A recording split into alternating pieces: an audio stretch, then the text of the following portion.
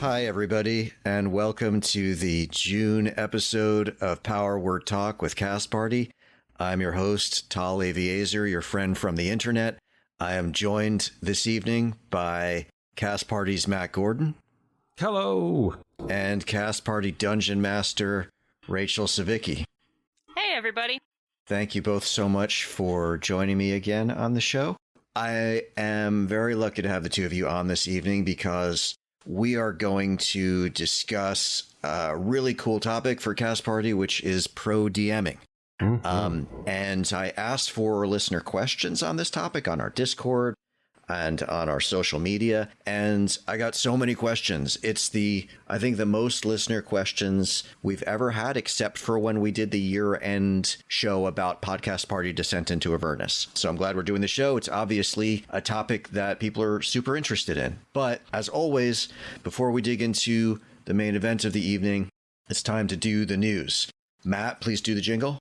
Yes, the jingle, right. I know you're intimidated because Luke did a really good jingle. He did. It's in my mind. It's in the back of my mind, and I can't get rid of it. It's a ghost. It's a horrible, horrible ghost. It's the news. Splendid. Pretty good jingle. Very good. The first news item is the Satine Phoenix and Jameson Stone shit show. I don't want to actually spend a ton of time on this because God knows there has been a lot said about this month.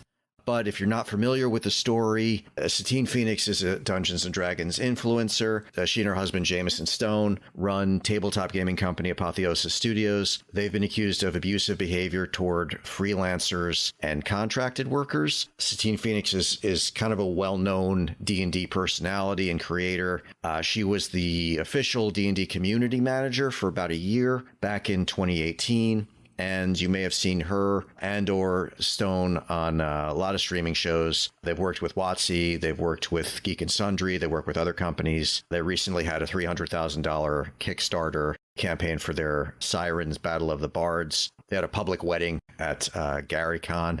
I'm not going to go into this in detail, but there is a proliferation of accusations from many fronts. It was started by a tattooist named Chad Rowe who tweeted about them, and that sort of opened the floodgates to a lot of people coming forward about problematic interactions they had with them. If you really need to know all the details about this story, I would recommend there's a pretty comprehensive article on comicbook.com and another one on enworld.com if you missed the story this month and would like to hear some more about it. The upshot is they've now been dropped by a lot of the groups that they used to work with, including D&D in a Castle, Jasper's Game Day, Origins Game Fair. They're being sued. Phoenix is being sued by Reddy Ruttenberg, her former partner, for misappropriation of Mace Arcana's money, and it's a hot mess.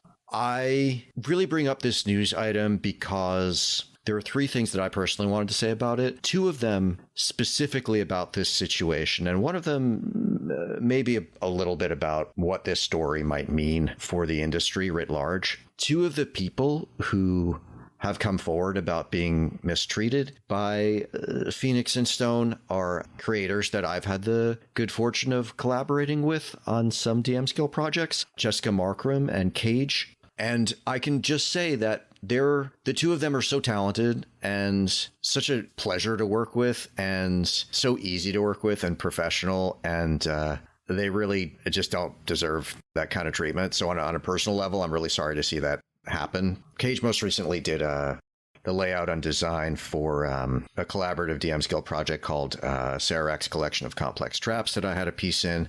And yeah, so that sucks. I also find them two people to be very credible. I will also say, in the aftermath of this, it's like clear that Phoenix and Stone handled a lot of things really badly and did some unacceptable shit. A lot of people have also chosen to make the fact that Satine Phoenix used to be a porn star relevant to this, and it's not. So it's I think, she deserves critique for what she actually did wrong here if you're just going after her because in your for you, it's unacceptable that someone who happened to be a porn star is now in the TTRPG community. I don't know what to tell you. Like, at best, I think you're kind of being pearl clutching and narrow-minded. At worst, I think it's kind of a misogynist take on it. Yeah. And it's a little late. I mean, she's been in the TTRPG community for a real long time. So. This is what happens if you let a porn star into TPRG. And it's like, it's nothing to do with one thing, has nothing to do with the other. Yeah. The next thing you know, they'll go after like wrestlers who are quite prolific and this is what happens if you do this. I mean, come on. Yeah, honestly. I just think, it should be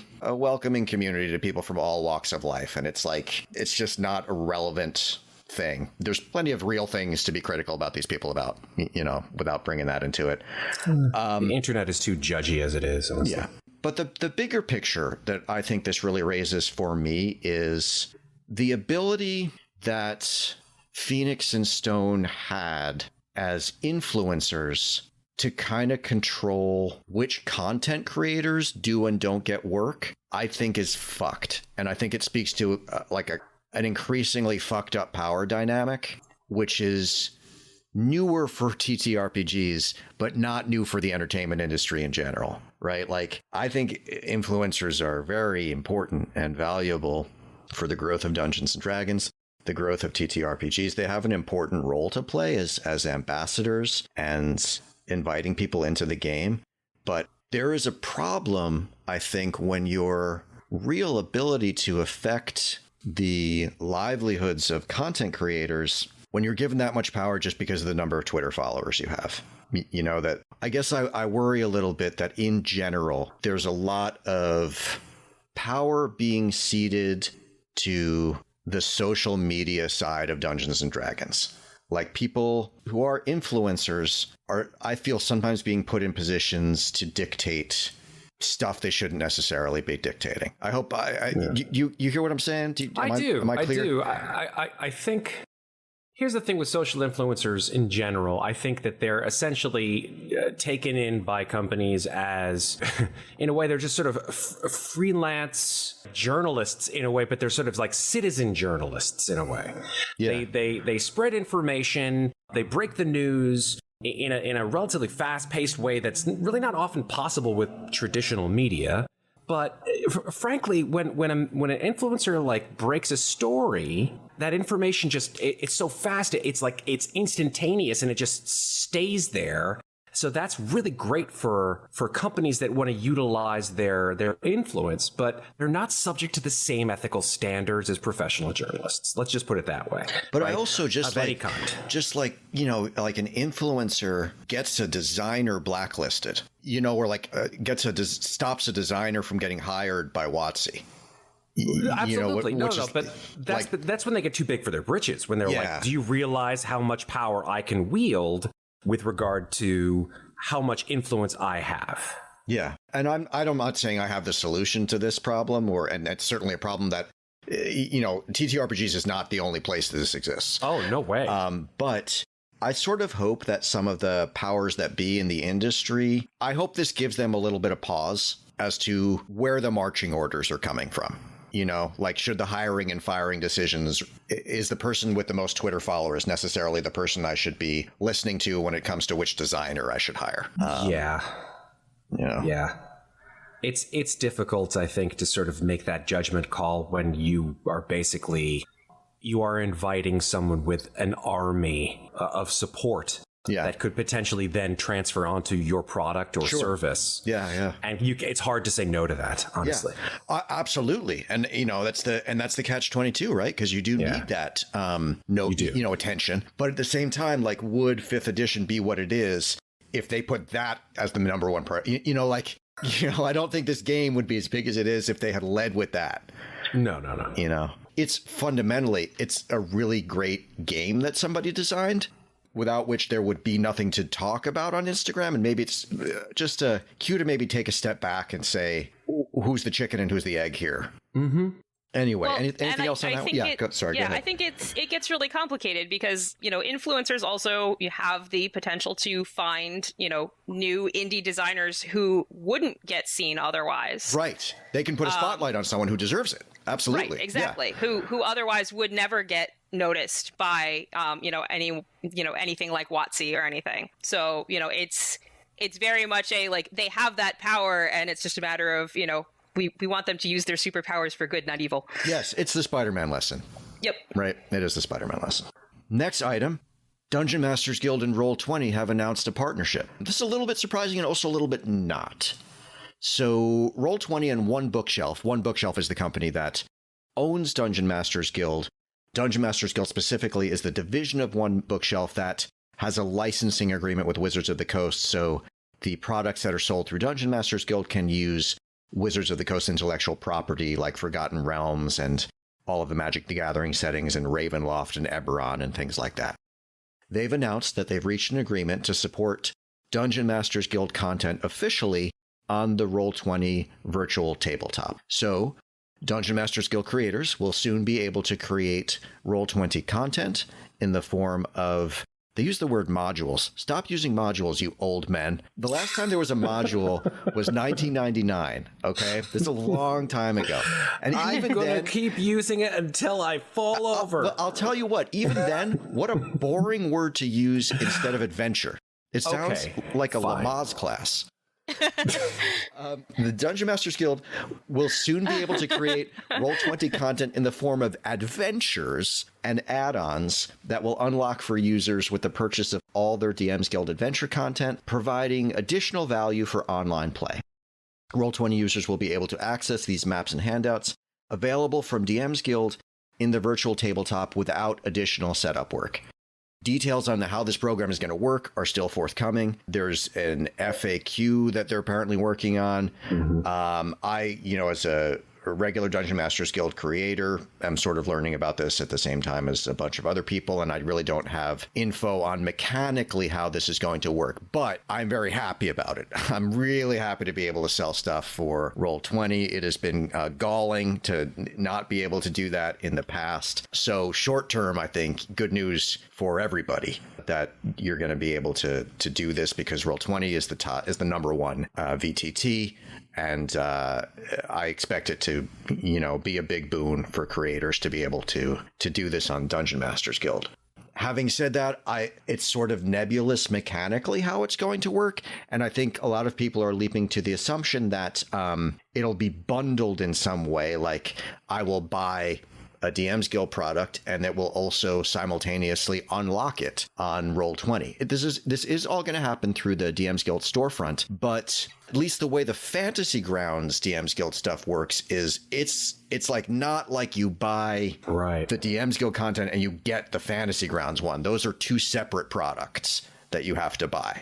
Like I know my adventures, I have some conversions done of them, right? Like my Attack on Copper Coil or Secrets of the Blind Palace, you can get that as a PDF, or you can get the Fantasy Grounds one. I think that Roll21 is probably going to work the same way, where there's going to be a Roll20 version of Secrets of the Blind Palace that I can make as a creator if I feel like it, or that I can collaborate with somebody to do that conversion if I don't feel like doing it myself. I don't know how else the model makes sense.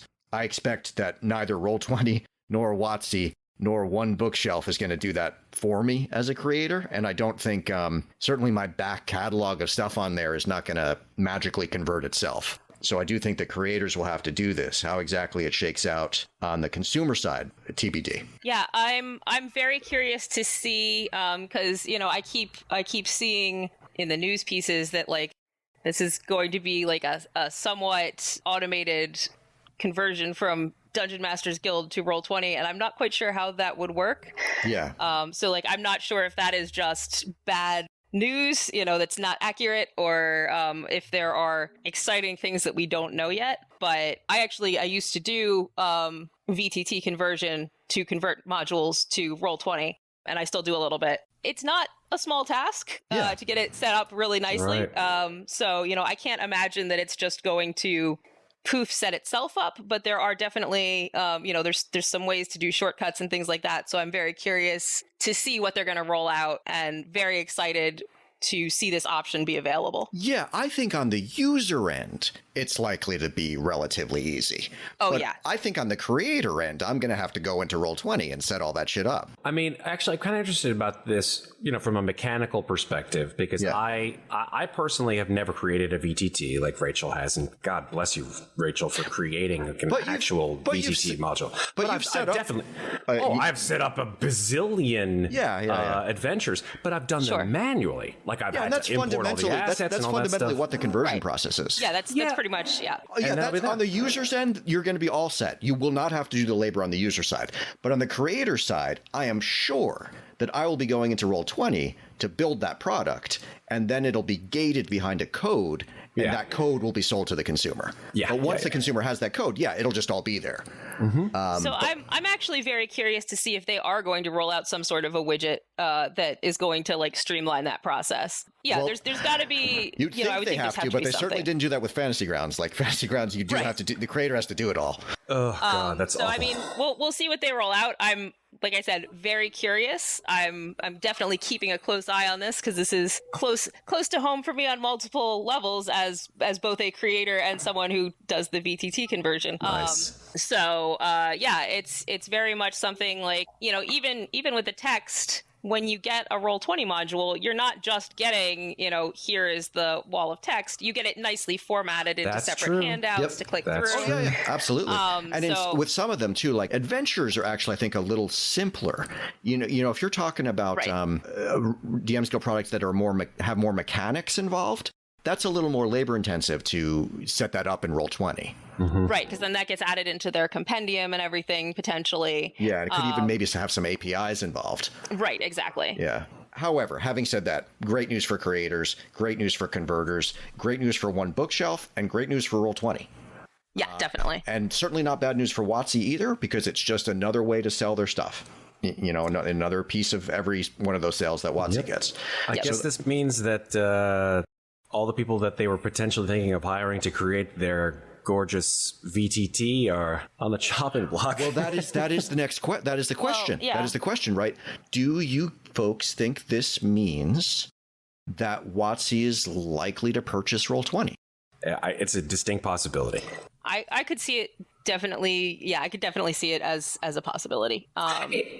It makes me sad, though. I don't know, Rachel, you tell me, because I haven't had a whole lot of experience with other VTTs. Maybe you have. Foundry I've had like 2 or 3 games in Foundry. Fantasy Grounds, 1 game. But, 10 years of my life have been dedicated. You should see the number of hours. Don't. It's bad. It's super bad. So I'm right there with you. I'm no better off because I used to use Roll20 and then I ended up working for Roll20, and now I'm dedicated. Listen, we know that WotC's interested in a VTT. Right. And if anything, they're kind of late to the market on one. And to me, Roll20 needs some renovation, but it still seems like it would be more cost effective to purchase and enhance Roll20 than to start with a new VTT from scratch, especially considering Roll20 comes with the biggest pre-existing VTT user base available. Mm-hmm. So you're buying all those people in a sense. Yeah, that's their main purchase, really, honestly. Sorry, go ahead, Rachel. Yeah, so my big question that, I keep coming back to for myself is like, Roll20 has been, big VTT, but for multiple systems. Sure. Whereas if WotC wants something proprietary, I could definitely see them just making their own thing. And much as WotC doesn't own One Bookshelf or DM's Guild directly, they have a licensing agreement. I could see WotC continuing to use Roll20 for licensing agreements and third-party content and things like that in much the same capacity, while they could also still go do their own VTT for WotC published products. Yeah, that is a distinct possibility. I think either thing could happen, to tell you the truth. Yeah, exactly. And I'm very curious to see what direction it goes. The flashing light for me is that One Bookshelf would have done this at any time. They would have loved to be able to do this. And Roll20 would love to be able to have DM's Guild stuff. So there was no issue ever there. WotC didn't want to do this until now they do. Right. So the question then is like, what has changed? You know, like what now has happened that they let this deal happen? Yeah, and I'm quite curious. Honestly, like I don't know that much about the arrangement with Foundry and One Bookshelf. I've never actually or Fantasy Grounds. Right, exactly. Yeah. You know, I've never actually looked into that very much on my end because again, I've been using Roll20 forever. Yeah. But yeah, I'm very curious as to what their decision-making factors are on all of those arrangements. Yeah, but an interesting story.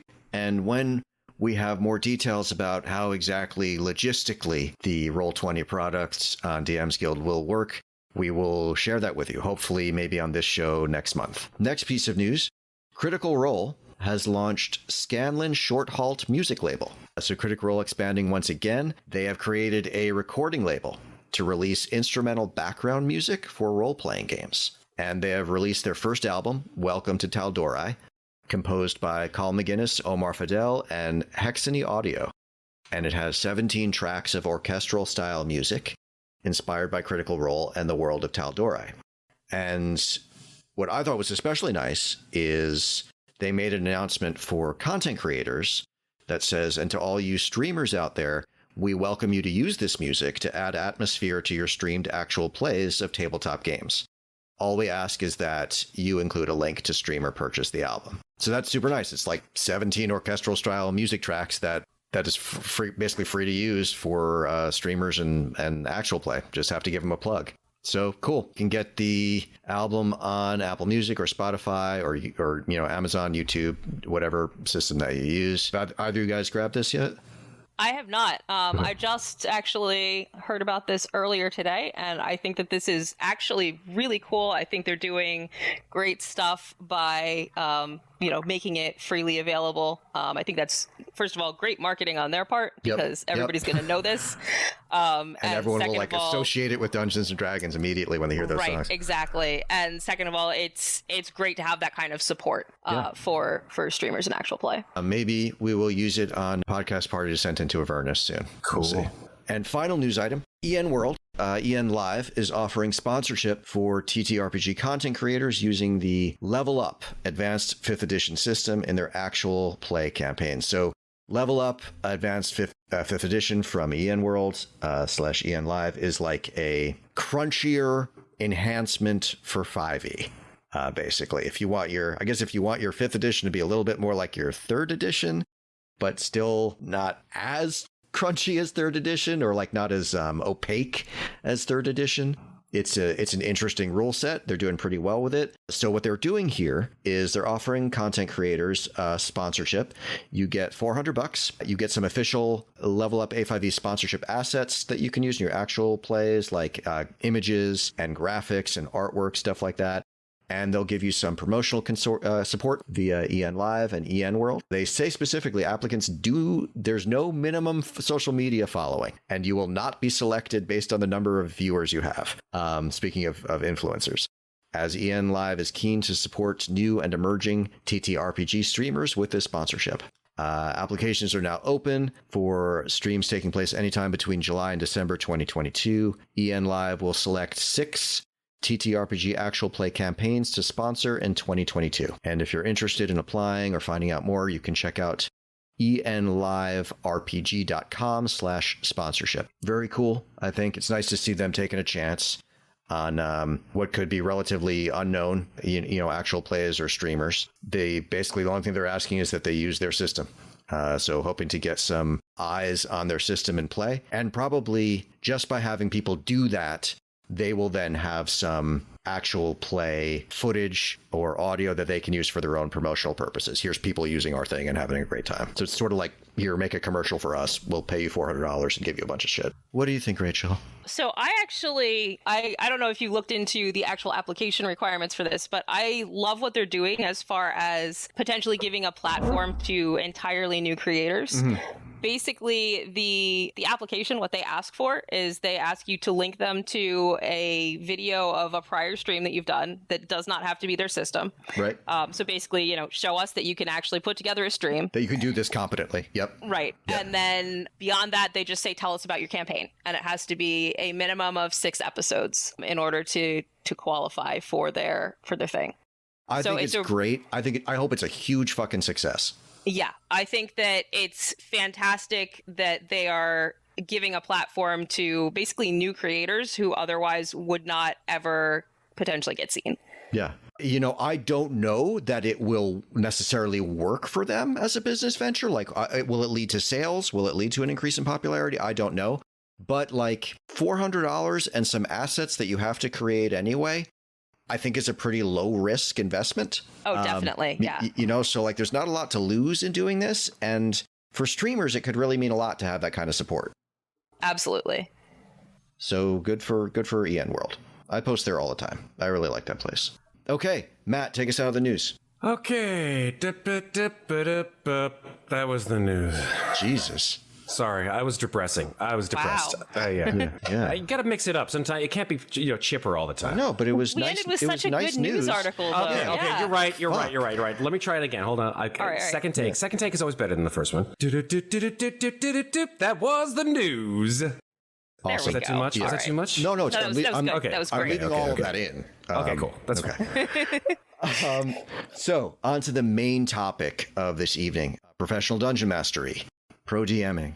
As I said earlier, we received a lot of questions about this. I've divided them into 2 basic categories. There's a group of questions that has to do with kind of the nuts and bolts of how pro DMing works, and I think we'll largely be able to provide pretty factual, logistical answers to these questions that people have about how this works as a job. And I think it'll be good to do that set of questions first because it'll kind of build a base to then move on to the second set of questions, which have to do more with more the philosophy involved in pro DMing, what it means for D&D and TTRPGs in general, and some broader thoughts and concerns that people have about pro DMing. So I will start with the sort of factual questions first. This person asks, for online games, as a pro DM, what virtual tabletop and other tools do you recommend? Rachel? I run through Roll20, and then I generally use Discord for chat tech, just in case Roll20's built-in chat goes down, and also because back in the day, the Roll20 chat did not work for all of my players. Mm-hmm. So yeah, those are my 2 go-tos. Matt? When you say chat, Rachel, I just want to be clear about this. Are you referring to the audio and as well as the typing portion, or are you just talking just the typing portion when you say chat? The audio as well. Okay, then yes, I follow sort of the same suit as Rachel does. I've been a user of Roll20 for 10 years, and I'm a pro user. And I through the use of that application, I've discovered a lot about myself. I'll be honest. That's true. You do. You kind of find out. It does tell you every time you log on how much of your life you're spending on it. That's part of it. Yeah. But on the positive side, you learn about like how much of this do you want to invest? How much of your world do you want to be taken up by actually using and being really good at understanding this system? Because if you aren't, that's okay. There's nothing wrong with it. You can go in as a completely new user to Roll20 and sort of fiddle around and do the basic use of it. But if you want to be able to be a halfway decent online dungeon master that uses a virtual tabletop, you have to be, I would say, in the top 10% of understanding that system as well as you possibly can. And that takes time, no matter what VTT you utilize, whether it's Fantasy Grounds or Roll20 or Foundry. Some are a little bit easier to pick up than others, perhaps as a dungeon master, but you have to be good. You have to understand what you're doing. My answer to this is I also use Roll20 for maps and tokens, and I often also purchase the official adventures on Roll20, so I have them there. But I do use D&D Beyond for character generation and management, and then I use the Beyond 20 extension for Chrome and Firefox that allows D&D Beyond to communicate with Roll20, and that is how my players and I usually do all the rolls and initiative and things like that. So while I have an extensive library of adventure content on Roll20, I don't actually own most of the splat books, the source books on Roll20. I own those on D&D Beyond. I think I do own like monster manuals on Roll20, basically so I can have the tokens. But I do most of the character management and other stuff like that on D&D Beyond, and I make those two web-based systems talk to each other during the game. As Rachel and Matt mentioned, I don't rely on Roll20's voice or video. I use, with some of my groups, Discord, with some of my groups, Zoom, because I've also sometimes found Discord's video a little unreliable. And after surveying a bunch of my players and kind of asking what they want, they really do like to see each other's faces a lot when we're playing. So a lot of them do want to have video and not just audio. So I will, and I do have Pro Zoom as well. So I will use Zoom for that. That's what I do. I think most of Cast Party's DMs use some combination of those things. I think they're using Roll20 as their VTT of choice right now, and a lot of them are also using D&D Beyond in some capacity or another. Do you prefer to run homebrew or published material? Rachel. So I would say that pretty much everything I run right now is published material. My price for sessions that would want homebrew material is significantly higher because it requires a lot more prep on my side. Mm-hmm. And Matt? I have a combination of homebrew and published material that I'm running right now. The published material is, you're right, Rachel, a lot easier to set up in terms of use with any group that you're using for the purposes of being an online DM. It's right there. You grab it from the system, especially if you've run it before. Yeah. I think I prefer published material with certain groups and homebrew with other groups. That's what I would say. Mm-hmm. Because it depends on what they like. I think that for some groups, I think that maybe the ones that have, if you reach out to them and you say, okay, well, if you've played all the published materials, obviously I'm not going to be doing that again for you, even if I, change things around. Sure.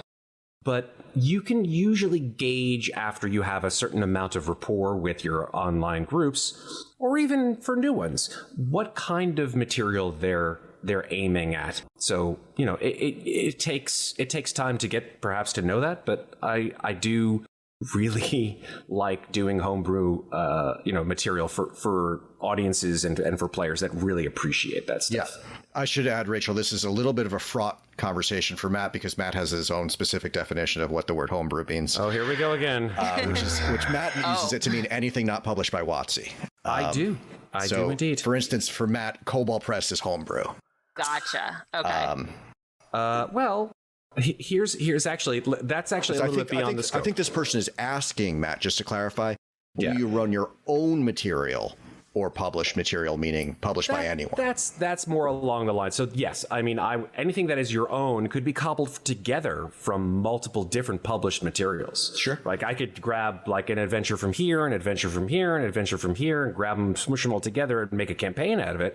That's technically homebrew, even though it's made of published materials. Yeah. So yeah. For me, the answer is I run both of these things. I am also a content creator, right? I also, write adventures and publish them. So I would say my own stuff that I run, I'll run adventures that I've written and published. So I'm not sure what category that would fall under. I know what Matt thinks it is, but I'm not sure what the person who's asking. It's not at the books. I know. I'm not sure what the person asking this question would consider it. So stuff that I'm running that I created is either stuff that I've already published, or I'll also run stuff that I'm working on. I've done that as well. Yeah. That isn't published yet, but I'm trying to get into a state that I will publish it. I also would say For a paid group, I very rarely run something I have never run for anyone. For most of my paid groups, I will run material that I have run previously for free. If there are any, things that I perceive as flaws with it, I will have already noticed them the first time I ran it.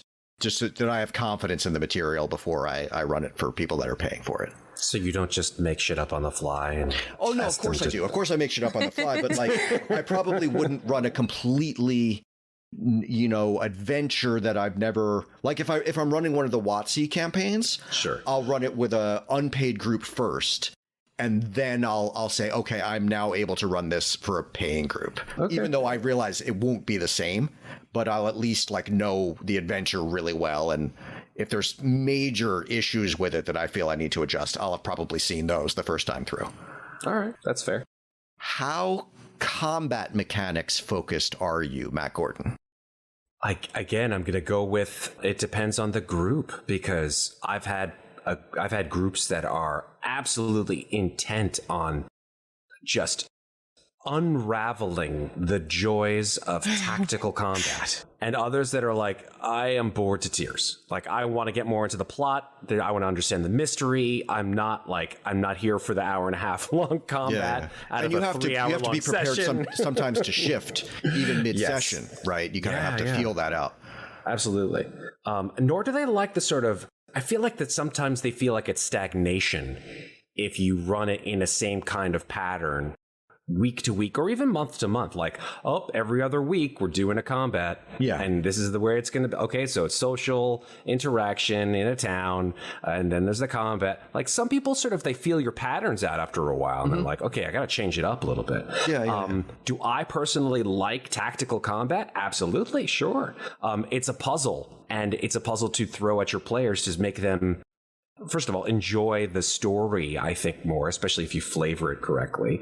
There's emotional delivery within any kind of combat because the stakes are raised to some degree, especially, if you put monsters or adversaries that could present a serious obstacle or threat to your players, that could potentially then come back and be a recurring motif or adversary later on in the campaign. Yeah, so, and I think variety is the spice, right? Too much combat, can be a slog. You got to mix it up. Conversely, after a couple of hours of role-playing exploration, I think a lot of players will be like, oh, are we going to fight? Let's have a fight. Yep. Rachel, what do you think? Combat mechanics. Again, I'm gonna echo what Matt said, that it very much depends on the group, and also very much depends on the players within the group. Yeah. I have groups that are split, where I have people who are very into the combat mechanics and the strategy side of things, and then maybe we have one or two players who are just not really, invested in that, and they just get rid of those players, Rachel. You don't need them. I love those players. I want them too, but absolutely. You can have in the same group people that are very much here to hit things with their sword, and other people that are very much there to flirt with the NPCs. And you have to, make sure that everyone has a chance to enjoy their style. I would say I definitely tend towards being lighter on the combat mechanics, just because as a player, I do tend more towards the social role play as, what I prefer.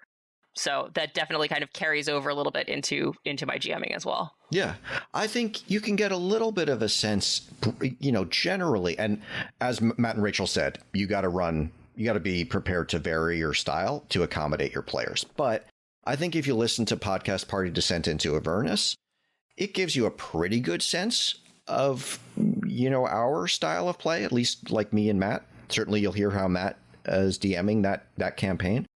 I would say when we're in combat, we make an effort to get the rules right, to follow them as accurately as we can. Of course, you can't help but mess up sometimes. I think Matt runs combat pretty aggressively, and he tends to run the recommended 6 to 8 encounters between long rest. So our resources on that show do get stretched very thin. In combat, some of the players on the show are a little more interested in tactics than others. Mm-hmm. And I think if you're listening to that show, you'll have observed that as well. how many DMs and games do you currently manage? Okay, I'm managing other DMs, but I will ask you, Rachel and Matt, how many games are you currently running? I currently have, I think, 5. That's exactly how many I have, Rachel. Are we running the same games? I don't know. Are we? I think so. Are we secretly the same person? Oh my gosh. Wait, you talk. So, all right, I'm going to say something super interesting. No, go ahead. All right. Yeah, So as far as Cast Party goes, Cast Party has DMs across the US and Canada right now, and I'm currently working to line one up in Europe, which we don't currently have, which I would love to. If you're a European DM, please email me or DM me.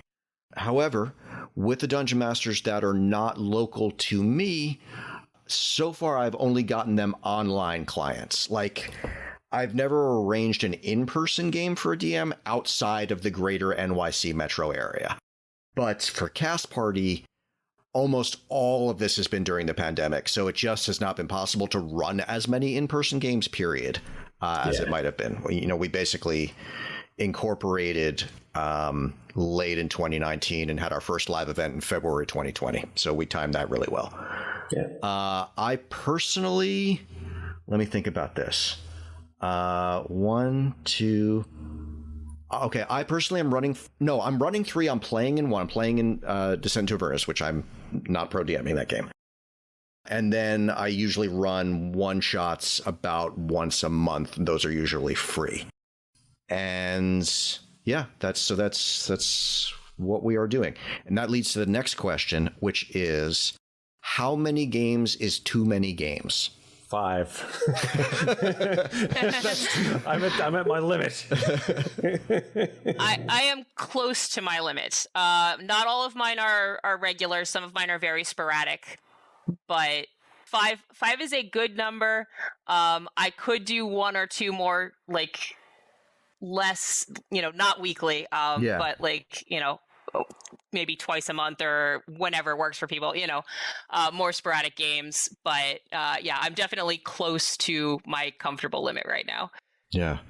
I personally, like, someone was saying, like, well, you'd have to run 10 4-hour games a week. I couldn't do that and have them actually be good games. I think even if I wasn't also working full-time at a day job, I could not run 10 4-hour games per week. Maybe somebody could. I think the key there is also, though, that, like, you can't just count the time that you are actually GMing. You have to also include that there's prep time for those games. Yeah, not only is there prep time, but there's hustle, right? You got to be getting those clients. So there's the marketing time of just getting games so as well. If you're talking about, working 40 hours a week as a pro GM, you're probably still not running more than probably 5 games a week. Yeah. So for me, I can comfortably run 4 or 5 4-hour sessions per week and feel confident that I am running good games. Anything beyond that starts to feel like I'm in a Beckett play. I do sometimes run more than one game in like more than one 4-hour session in a day. And I would say that is, by the end of that day, I'm pretty cooked. Like, if I know I've got one coming up where I'm doing 7 or 8 hours of DMing in a day. And I'm pretty fried by the end of that. So I don't think I could do like a 3rd session in one day. I don't know how you folks feel about it. So I used to work at a game shop before the pandemic. Yeah. And on a full Saturday, and usually this was split up between multiple GMs, but if I was subbing for everybody, it would be 3 3-hour games in a day. Yeah. And I would, even if I was running the same scenario 3 times, I would be completely fried by the end of that. I would not want to do that every week. Yeah. Were they back to back to back, or did you have a break in between? It was back to back, and then with a break, and then an evening game. Yeah. I remember the sort of genesis of Cast Party, not to go into this, but Matt and I do a lot of work with Red Monkey Theater Group, of which I'm the artistic director, and we started doing like a charity fundraiser mini con at our theater. That was sort of the first public. Actually, it was like a chicken without a head, and making sure all the tables and everything was food and tickets and tech and lights and all that shit. So that was crazy. And God bless people that can do that all the time. Like I see, Baldwin Games and Goodman Games and how these massive cons that they're running. And I have a lot of respect for that. It's a lot of work to do that. Just a lot of brain power. Like thinking that much can be very tiring. How much do your on-staff DMs get paid to run a 4-hour session? So with Cast Party, we do allow dungeon masters to set their own rates, so I can't really speak for everyone. Usually when I start to have a conversation with a DM, one of the first things the DM will ask me is how much should I be charging? Like what are your standard rates? So the rates that I recommend to our DMs these are for online games. I'll be very open about this, but I will also say this is June 29th, 2022. These are what my recommended rates are right now. If you're listening to this a year from now and then you look and you're like, hey, Tal's charging more than this now. What the fuck? Well, it's because the rates changed. But this is what I'm recommending right now. For a 2-hour game online, 15 per player. For a 3-hour game, 20. For a 4-hour game, 25. Note that those are for online games. In-person games are more expensive. For me personally, when I do run in person, those tend to be Cast Party site-specific events, which have a lot of bells and whistles, live music, live actor NPCs, custom terrain, handout props, drinks, gourmet meals, a lot of stuff like that. So that's at a much higher price point. But those are what I think makes sense to me for rates for online games right now. With Cast Party, Cast Party kind of acts as sort of like an agency, I guess. Would that be accurate, Rachel? Yeah. So Cast Party refers players to DMs and takes a commission on those games, and then there's also a processing fee on the payments for the e-commerce system. So with Cast Party DMs, what the player pays, the Dungeon Master gets 85% of that. Cast Party gets 10%, and the e-commerce system gets 5%. And I actually pay into that as well. I do the exact same thing with my games. I pay the 10% commission to Cast Party, even though I'm also, managing Cast Party's stable of DMs. We sometimes also offer buy 4, get 1 free deal for adult games.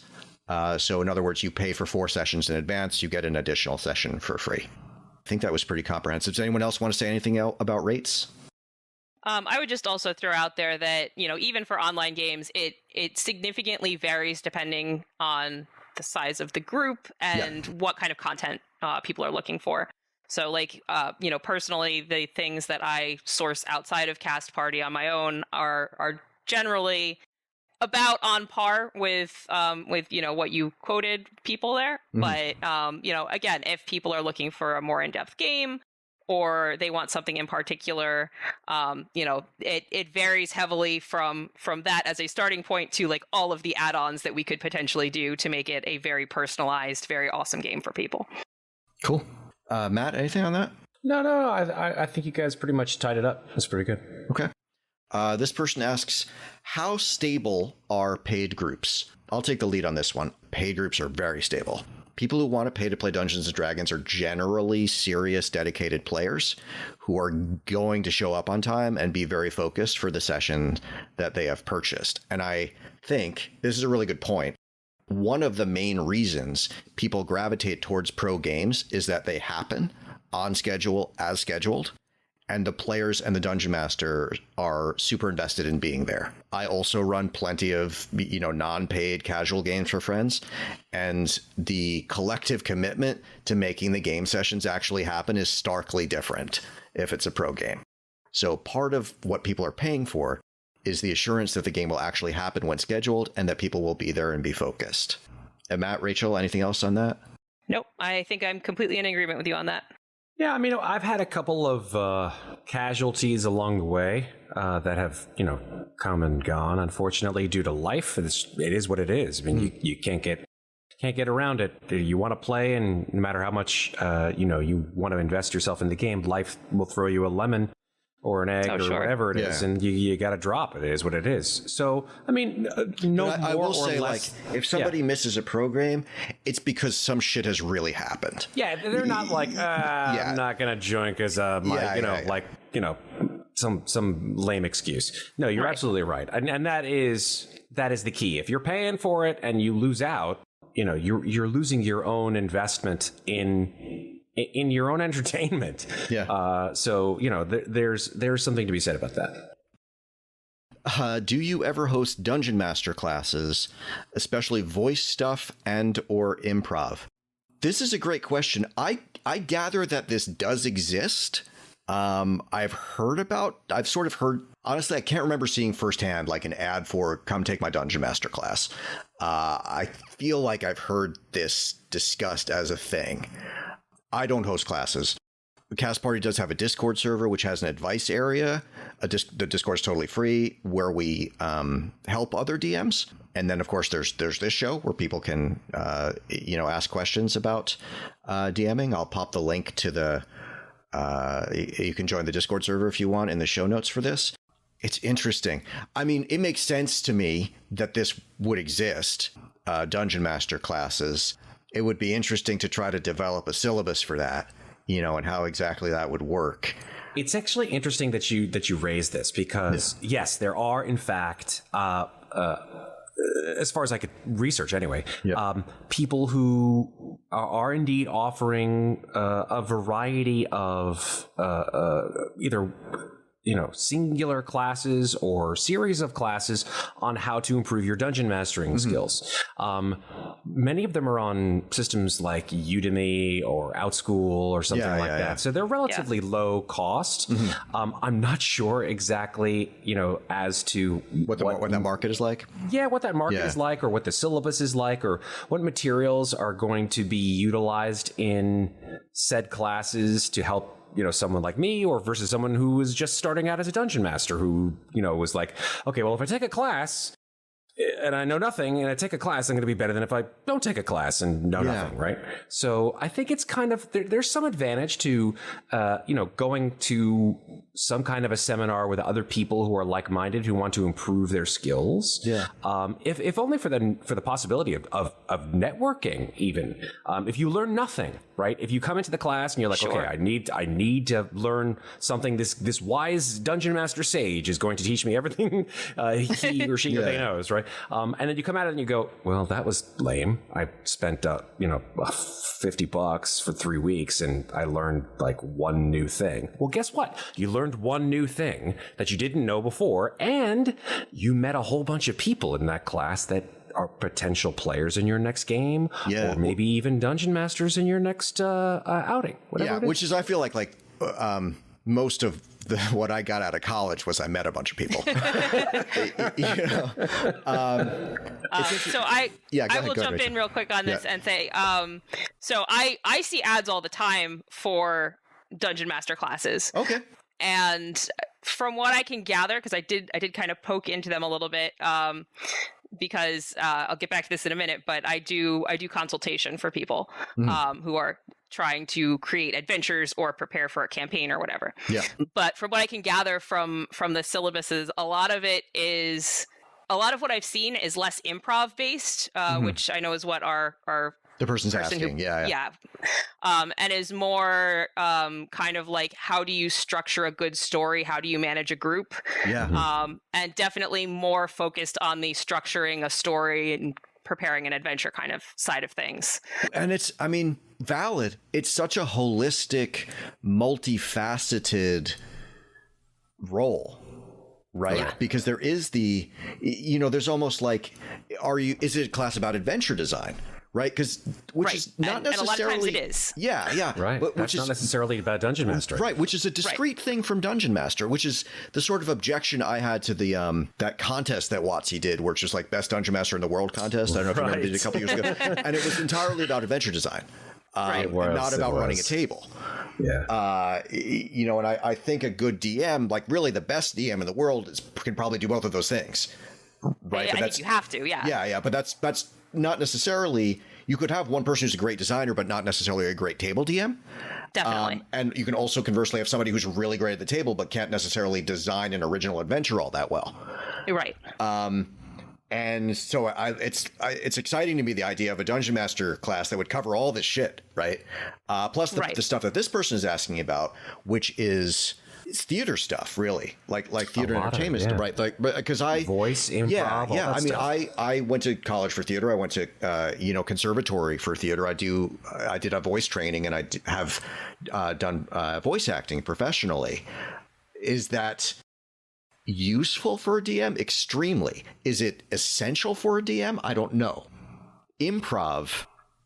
This is funny because I'm pretty good on my feet as a DM. Like, I think I'm pretty good off the top of my head in general, but I've never taken a serious improv class. I mean, aside from you have to do a certain amount of it to, get your theater major or whatever.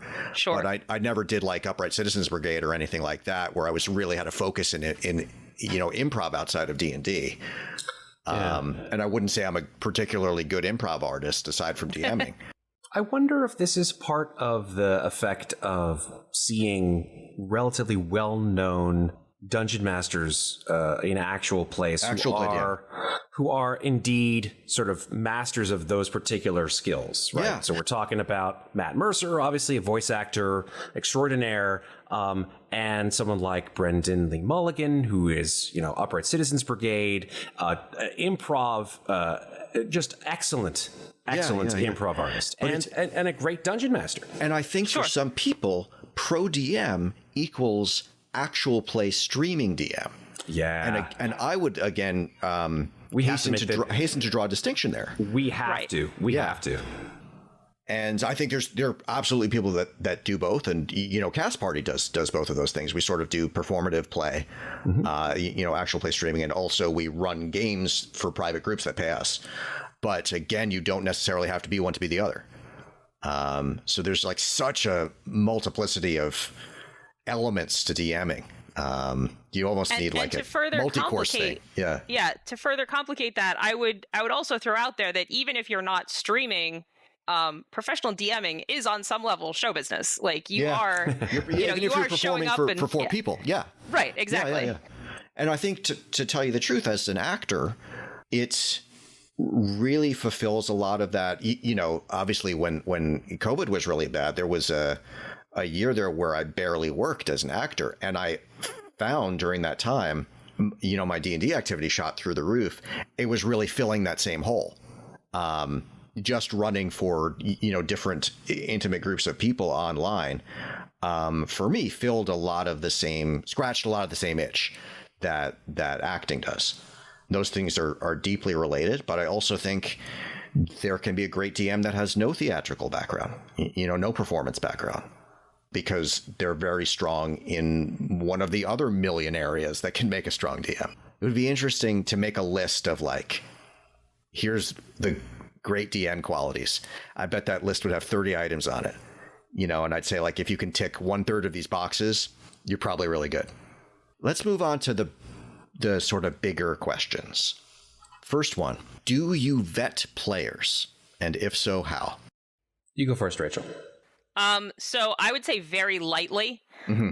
Generally, it's just going to come down to I try and make sure that, I touch base with them and make sure that they seem like reasonable people as we're negotiating and setting everything up for the game. And, if I start getting cold feet about it, I will try and manage that and see if it's, is it a conversation we need to have about expectations, or is this just somebody who it's not going to work with? Because, once you are committed to running a campaign for those players, you're going to be working with that person for, months at least. Yep. So for me, I will lightly vet players for one-shots for exactly the reason that Rachel said. I'll make them fill out, Cast Party has a sort of basic code of conduct form that we ask everyone, whether it's a free or paid game, to fill out. Don't bully people, don't be racist, don't be homophobic, don't be transphobic, be kind, be patient, and some other basic have a microphone that works,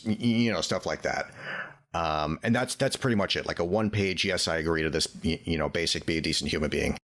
And that's for me, that's my vetting for a one shot.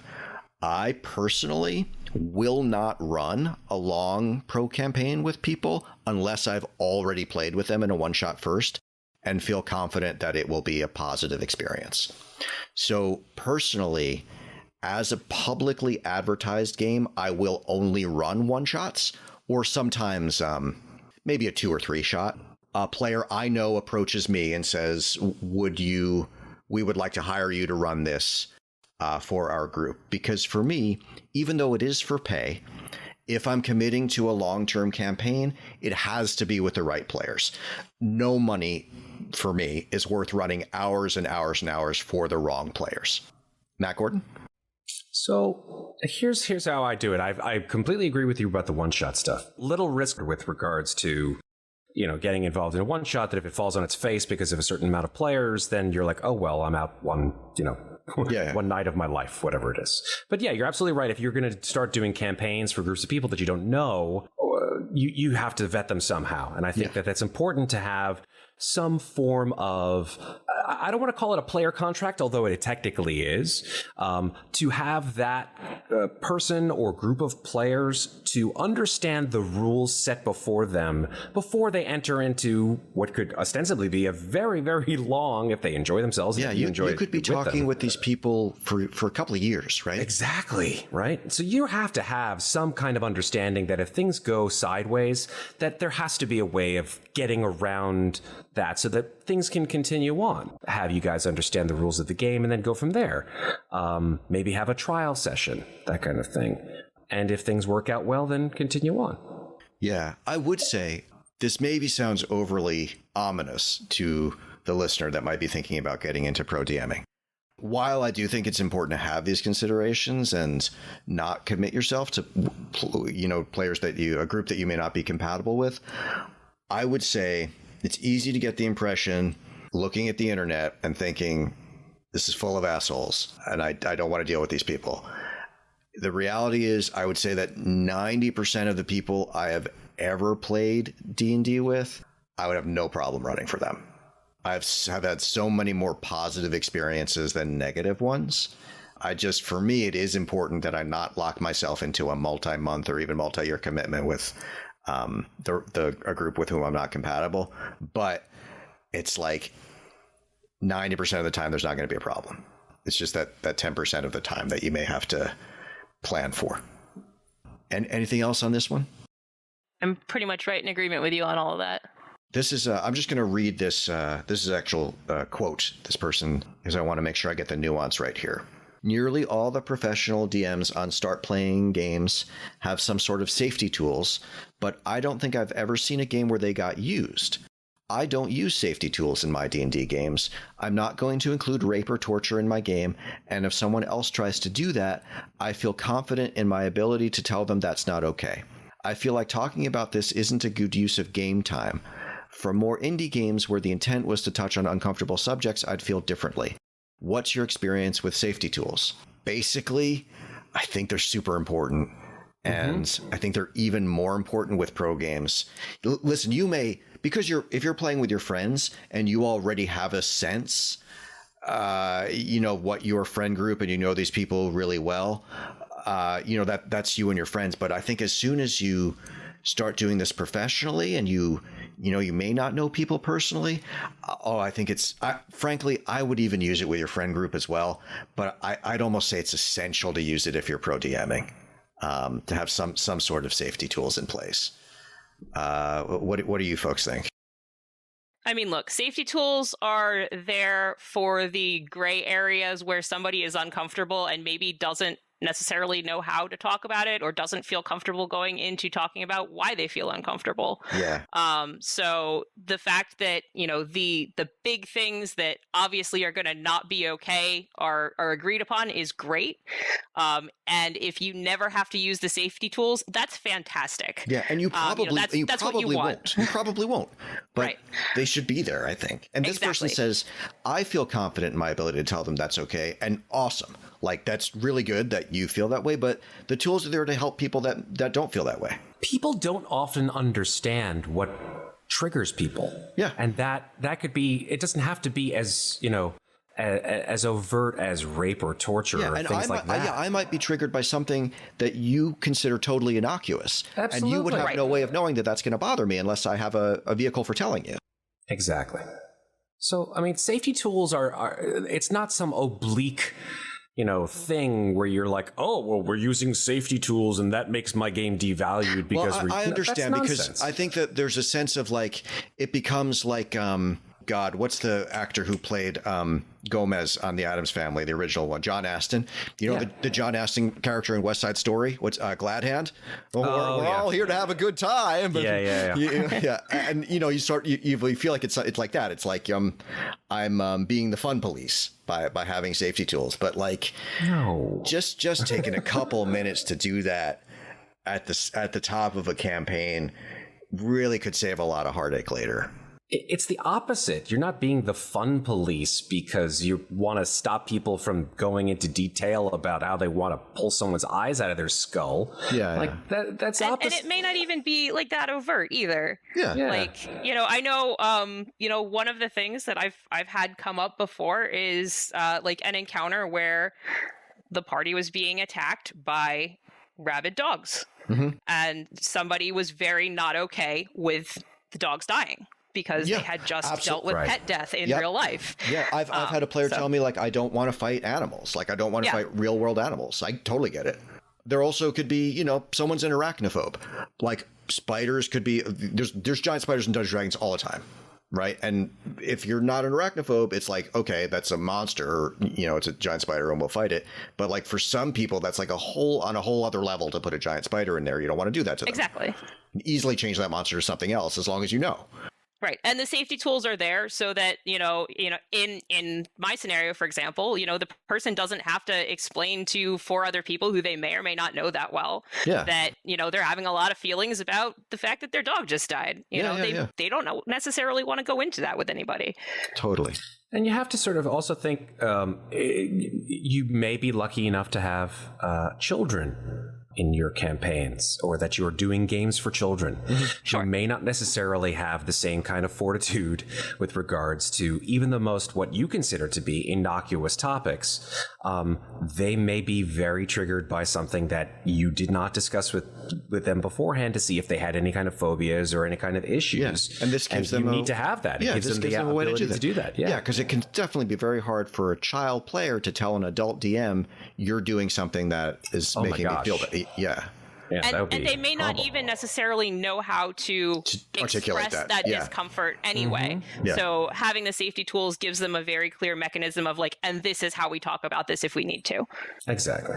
Cool. Okay, next person. The players and DM on your podcast, and I know you're one of the players, this is interesting to me, seem very narratively gifted with a very coherent and in-character playstyle. Excellent characterizations and PC role-playing. Kudos. Kudos, Matt. Aw, kudos to you, Tal. What are reasonable... Okay, this is quite broad. What are reasonable expectations of players for a pro DM and vice versa for the session scheduling, in-person accommodations, online tools, and for playing at the table and in-game? Well, we've gone through a lot of the topics, I think, to be perfectly honest, in the majority of this podcast. I think maybe what we didn't cover is like, I think it's reasonable that like, if I'm a pro DM, I'm going to bring a certain amount of Dungeons and Dragons resources to the table. That's fair. And I think you can actually say that. What is it with it when you set up a game that you are bringing to said game, so that players who come to that game will know exactly what is responsible on their part and responsible on the Dungeon Master's part. But like, if I'm going to run if I'm advertising myself as a pro DM who's going to run, say, Curse of Strahd, I think it's a very reasonable expectation that I own Curse of Strahd. And, you the player, will not be buying me Curse of Strahd. Oh, that'd be great. Show up to the first session. It's like, so who brought Curse of Strahd? Yeah. And in some cases, like for me, I am going to have D&D Beyond. If you're playing in any of my games, I'm going to have, a D&D Beyond campaign set up. You're going to have access to the character generator. I'm going to share all of the necessary source books with you. So if you don't own all of the books, you're going to have access to them when you play with me. I'm going to have a pro Roll20 subscription. There's going to be dynamic lighting. That sort of stuff. I do think that, yeah, I mean, it is important to sort of get out there. This is what I'm bringing to the table. And I do think it's a reasonable player expectation in a Pro DM setting that the Pro DM is going to be equipped with basically everything that they would need to run the game. As a player, you're not going to be responsible for providing that stuff. If you're looking to see, the differences between one Pro DM compared to another Pro DM to determine, well, should I go with this person or this person? I would say that the more you feel comfortable with what the Pro DM is supplying, not only from the perspective of content, bells and whistles, etc., but just overall their view on the game and see if it matches yours. That's the sort of key indicator, I think. And if you have specific questions that your Pro DM hasn't covered, in their basic pitch to you about their services, definitely ask, like, will you be willing to weave my character's backstory into the adventure, even if it's a pre-written adventure? Most Pro DMs will be willing to do that, but like, it's good to have those expectations addressed as well. Yeah. Anything else along those lines that I'm not thinking of? I feel like this is a good question. That seems obvious to us, but probably isn't obvious to people. There was one thing that was mentioned about session scheduling, which actually was kind of pretty interesting, because there's a lot of different ways to mess that up. Unfortunately, even as Pro DMs, right? That is pretty key to making sure that you get not only the time that you want, but making sure that your other portion of your life actually stays relatively consistent, so that you can, like, okay, well, how do you schedule? I'll turn it to the two of you. How do you make it easy for your players to schedule their games with you? With two of the programs I'm running right now, one is weekly and one is every other week, and there's another one that I'll get to in a second. So one group knows it's one night a week. It's always this night. It's always this time, and that's great. And the other, it's like every other week at this time on this day. And that's certainly one way to do it. And like, I think probably the ideal way to do it if possible. But I do have another pro group I run for that it's not like that. It's like the schedules, we're going to talk and figure out when our next session is going to be. Right. And then it's a matter of like, they will ask what my availability is, for the next month. And I will say, right now I have these dates that are not booked. Let me know what you want. And then as my dates get booked up, if they haven't gotten back to me, I'll be like, okay, now I only have these dates, and so on. So yeah, I think the steadiness is great, but not all groups can do that. People have lives and demands on their schedule. This group in particular that I'm talking about, like, the players are all over the world. They're not even in the same, not nearly in the same time zones. So like, it's not that easy. So yeah, I all of the above, I guess, in my case. I have basically 3 different methods that I use for different groups. The first one is the regular weekly. Everybody knows that, this is our game night. We show up every week, which is the quick and easy one. I have another group that what they do is they get together as a group. They provide, they come up with a list of a couple dates when all of them can get together, and then they come back to me and say, what's your availability for, any of these dates? Yes, that's what this group that I was just talking about does as well. Yeah. They work it out amongst themselves first, and then they come to me and say, we can all do this, can you? And then I have another one that is kind of, this is an experimental thing that I just started doing a couple months ago, where I have a group of players with a campaign that is, I call it episodic, in that, each session is self-contained. So if you miss one, it's not a huge deal. But what we do for that group is at the beginning of the month, I send out a survey to everyone who's in the group and say, these are the potential dates that we could play when I am available still. Get back to me in the next, day or two. I give them a set amount of time so that it can't just drag on forever. Right. With the dates that you are available, as well as your first and second choice of dates from the options available.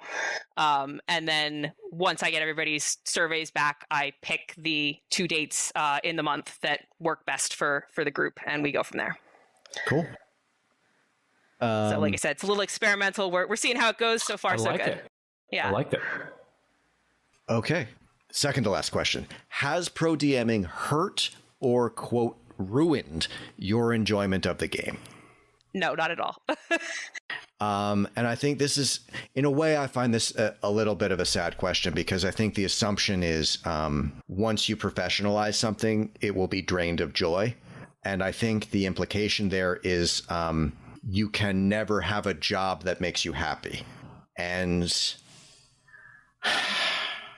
I have a lot of sympathy for people who feel like that in general. You know, I worked for 5 years on Madison Avenue. It did not make me happy, but I sort of thought, my mindset is that that's what work was. I think a lot of people think that if I became a pro DM, it would make me hate Dungeons and Dragons. You're probably because right. My work is a thing that I hate. Exactly. Yeah. You know, and I just would say, as a general note to people, work does not have to be a thing you hate. It is possible to have something you do professionally that makes you happy. It may not be possible right now, but I think it is a goal to have a job that you love. You can, you know, you're not guaranteed. There aren't guarantees like that in life, but it is not an unattainable thing. And I just want to be encouraging to, my heart hurts a little bit because for me, the implication that I'm reading it into it is that I can't get paid doing something that makes me happy. The happy part of my life is over here and the work part of my life is over here. And I think that's sad. I've been in that position, but I would like to assure people that that doesn't have to be permanent. What about you, Rachel? Has pro DMing ruined D&D for you? Not at all. I would say that the way I interact with it when I'm playing as a hobbyist, you know, or GMing as a hobbyist, either one, is different. You know, it's a different approach than, you know, I'm going to take when I'm GMing professionally. And that comes right back to, you know, at the core of it, pro GMing is show business. You are there to play the role of the dungeon master and you know, put together this story for these people to enjoy for the next couple hours. Yeah. And that's very different than hanging out with your friends for a couple hours and happening to, you know, kind of bullshit a story together that you guys have a lot of fun with. Yeah. It's an entirely different approach, but one does not impact my enjoyment of the other. I would also say that like I get paid to DM, and then I also go and DM for free. So clearly, if it had killed it for me, I would not also sort of do it for fun. Sure. Okay, last question. My concern is that players used to this paradigm who then move into games where the DM is not paid will carry those same expectations with them and end up, quite possibly unintentionally, placing demands on the hobbyist DM that said DM can't or isn't prepared to meet, resulting in dissatisfied players and or more likely discouraged or burnt out DMs. There's no direct question in there, but I think we can still respond to it. Yeah. I think that your ability to enjoy a game of Dungeons and Dragons is not predicated upon any set expectation. That's my feeling. You can't sort of put the onus on pro DMs as the reason why you're going to enjoy other things less. I would say beyond that, I think what we're talking about here is a version of the so-called Mercer effect, right? Yeah. So I sympathize with any DM who feels pressure about this, but like I've been to eat at Blue Hill. It hasn't made me think like, well, I can't eat at fucking Bob's house now. I ate at Blue Hill. I'm not going over to eat my mom's food. What's Blue Hill? I don't even know. Blue Hill is like Blue Hill. It's like I think the only Michelin star rated restaurant in Westchester. It's the Blue Hill at Stonebarns. I think there's one in Manhattan. I'm sorry. It's in Manhattan as well. There's one in Manhattan. There's one in Westchester. I just picked like the sort of highest end restaurant I could think of. Gotcha. It doesn't make me like not want to have dinner with my friends. Oh no. And I think a reasonable person isn't going to expect a restaurant quality dining experience when having a casual dinner at a friend's house. I think hobbyists and professionals are able to coexist in every artistic field and in many areas involving gaming of all kinds. And I really have faith in players to understand this, much like they understand that their dungeon master is not Matt Mercer. Right. I think one reason that some folks have a negative reaction towards the idea of pro DMing is that they've only ever DM'd for friends and family. So for them, getting paid to DM means charging my friends and family. That isn't what pro DMing is. I do think most folks do understand that at this point, though. Anything else? Are we ruining Rachel? Are you ruining Dungeon Master? Not for other people, not for yourself now, but for others. I personally am ruining Dungeons and Dragons. It's true. I'm willing to own up to it. Rachel, I got an email about this the other day. I wanted to pass it on, but I was too scared to shut it down. You should be scared. Yeah. Oh, yeah. Oh shit. No, I think this all comes down to managing expectations and just, remembering to accept what people are giving to a group as what they are giving to a group. Yeah. So if you are hiring a pro GM, like, you are hiring someone to provide a service, and they are providing that game experience for you. If you are sitting down at a table with a hobbyist GM, regardless of whether it's somebody you know personally or whether it's just, you got together with a group at the game shop and this is the person who's running for the night, understand that they are there to have a good time and not there for your dollars, and their enjoyment is just as important as yours in that scenario. Yeah, that's a great point. Great point. Yeah, the experience that they are providing you at that point is effectively, their gift to the group. They put this together and they've brought it to share with you. Yes, your friend, your family member, your loved one, your generous person at the store who's running for you. That person is to be appreciated. That's kind of a gift that they're giving you. So be nice to them. Anything else about pro DMing? I feel like we covered a lot. It's a longer show, but if there's anything that either of you feel that I've overlooked, this would be the moment to bring it up. No, I think we covered a lot of stuff. What's the future of this wonderful occupation that we found ourselves in? It's interesting because we've seen the creation of this profession. Definitely. I think it has legs. The game itself has legs. And I think that there's now an intersection of this game exists and the internet exists. And you can now run it really easily online. And I think that's put a lot of prospective players within reach of a lot of prospective DMs. It's just created a large pool of people who are looking for this service and people who are able to provide it. And for that reason, I think we're only at the very start of what pro DMing is. And I think what a pro DM is 10 years from now could be quite different, because I think it's a job that will be defined and refined by people that figure out how to do it really well and how to make their players really happy. And then other people will have the opportunity to learn from them. Just like if you think about how much adventure design has changed, since from the 70s till now, if there is a commensurate evolution of dungeon master design, it'll be really interesting to see what it's like in 10 years. Oh, definitely. And it's evolved massively just in the last, 2 or 3. Yeah. Yeah. I can say this for certain. If this is the start, I can only think that things will get better on the way up, because I'm having a ball. Yeah, I feel if you had told me as a kid that I could be doing this as a job, I would have been overjoyed. It's really the only kind of job where the joy that you feel is reciprocal with those that you are performing the service for. Exactly. Yeah, absolutely. Great. Thank you both so much for joining me. I think that just about covers it. Thank you to everybody who submitted questions for this, and have a good night. We'll see you next month. Good night. All right, see ya.